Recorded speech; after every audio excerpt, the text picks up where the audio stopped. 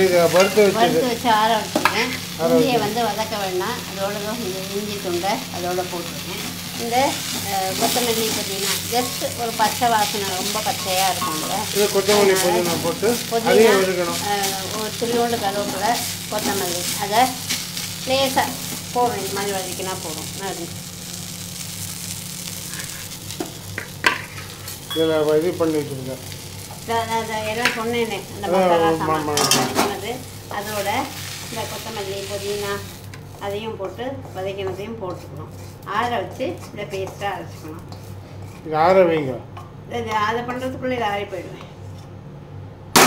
அப்புறம் இந்த கடாயில் எண்ணெய் விட்டு, இப்போ கொஞ்சம் எண்ணெய் கூட விடணும், ஏன்னா அந்த கத்திரிக்காய் வதங்கணும் இல்லையா, அதனால் அந்த கடாயில் ஒரு 3-4 ஸ்பூன் எண்ணெய்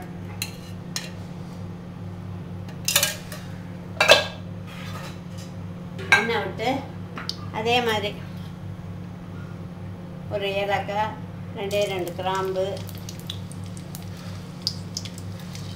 பட்டை, பூண்டு, அப்புறம் கொஞ்சம் வெங்காயம் அதிலே மீதி வச்சுருக்கோம், அதையும் வெங்காயம் வதக்கிட்டு இந்த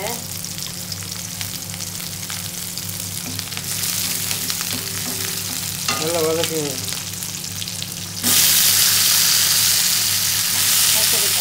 கத்திரிக்காய் நீளமாக ரொம்ப பெரிய கத்திரிக்காயாக இருந்தால் 4 போடுவோம், சின்னதாக இருந்தால் 6 போடலாம். இந்த அளவுக்கு போட்டு வைங்க.